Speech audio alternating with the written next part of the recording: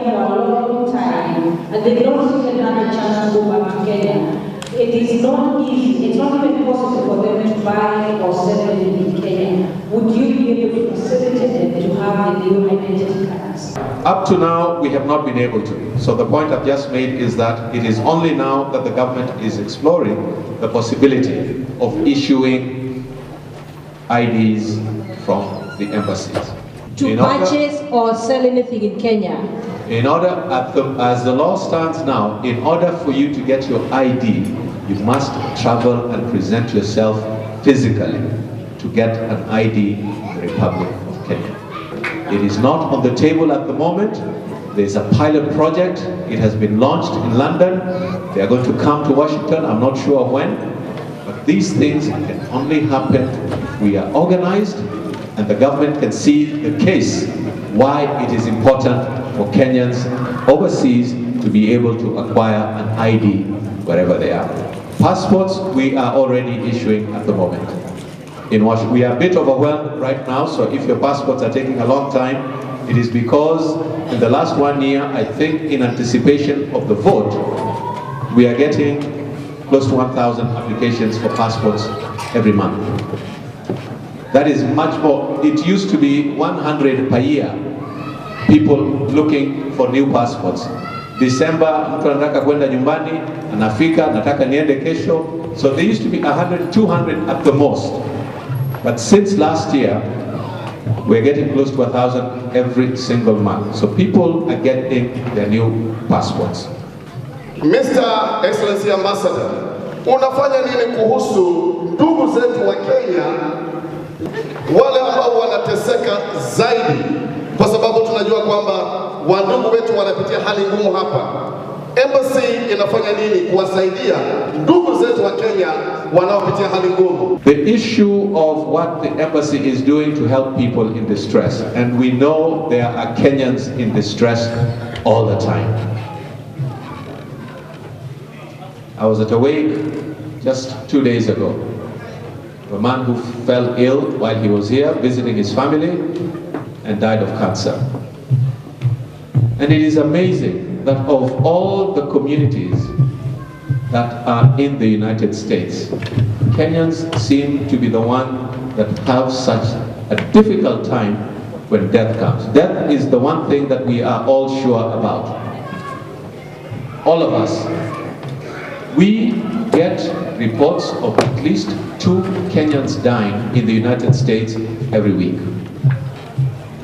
Kila wiki. Do you know how much it costs to send a body home? You all know. You send them home all the time.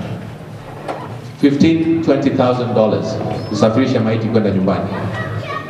And yet there are things like insurances which are sold even by Kenyans that would cost people $15, $20 a month. Cooperative insurance company has been in and out of the United States for the last 1 year, selling different commodities, products that Kenyans need to be interested in. Services that can make our lives much easier. According to the previous constitution, we were aware that you have to vote where you register as a voter. So my question is, if, say for instance, I registered as a voter when I was in Kenya last year, or if I travel to Kenya maybe in January and register as a voter, then I come here and I vote in the embassy, because I will have registered as a voter in Kenya and then vote elsewhere. Can that apply? Thank you. You can only vote. You can only vote where you register. You can only vote where you register. If you register in Washington D.C., you can only vote there. If you register in Kenya and you travel to the U.S. and the date of elections comes due in the U.S. and president, you cannot vote. So the rules are very clear. You can only vote where you register. But what you can do is you apply for transfer in good time. If you know that by December or in August, I will not be back in Kenya, go to the commission and apply for transfer of voters card. So that you transfer from Madeira to Boston or Washington. That way you are able to access your rights. My name is Wilson Ndege to start with. I live here in Massachusetts, Boston.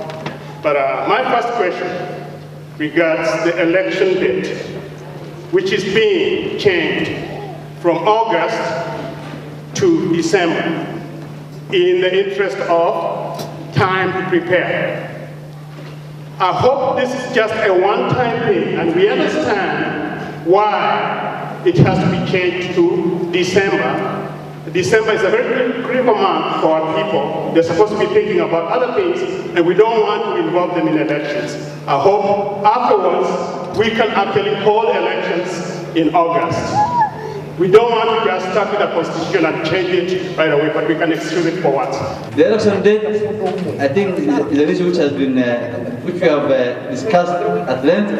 It's a matter which is pending in court.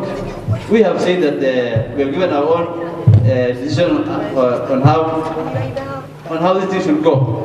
I think Kenyans deserve a better election, and therefore we have said, and we agree with the person who said that even if the constitution was to be amended, it should only be for the first election in December. The rest should stay as August. Sorry. What we have here is a memorandum, and what we included in this document, I think, is most of the issues that I had addressed tonight by the chairman and the director and the ambassador, and some of your questions are all here. And so we compiled our suggestions at the Diaspora Advisory Council of New England. We talked about the suggestions that we put here, we discussed them, we threw out the ones that did not look applicable or realistic. You know, we solicited for people's comments, or those of you who are on Facebook and are my friends. You saw me talk about this and say anybody who has suggestions you can send to me. So this document is inclusive of all our suggestions from here in New England. And some of the areas that we've covered, I will not obviously read all of them, but some of the areas that we covered included what I had today being mentioned. We included the issue of voter registration and voting, and gave our recommendation on how we think that can be done and should be done. Eligible documents, I had people address the issue of documents. The other issue we talked about is tallying of votes. So once we vote, how are those votes tallied and results communicated? Preventing election fraud, that's a huge issue, so we give recommendation. Conflict management and resolution. We do hope that we will not have what happened in 2007, but just in case there's some conflicts or some issues that arise, have we prepared for that? We give recommendations. And involvement of Kenyans abroad, we have to be involved, and we give recommendations for that as well. And so, Mr. Chairman, we hope you will look at our recommendation and give them a serious consideration. We will present one to Mr. Chairman and one to the ambassador. And please, so this is from all of you to the chairman.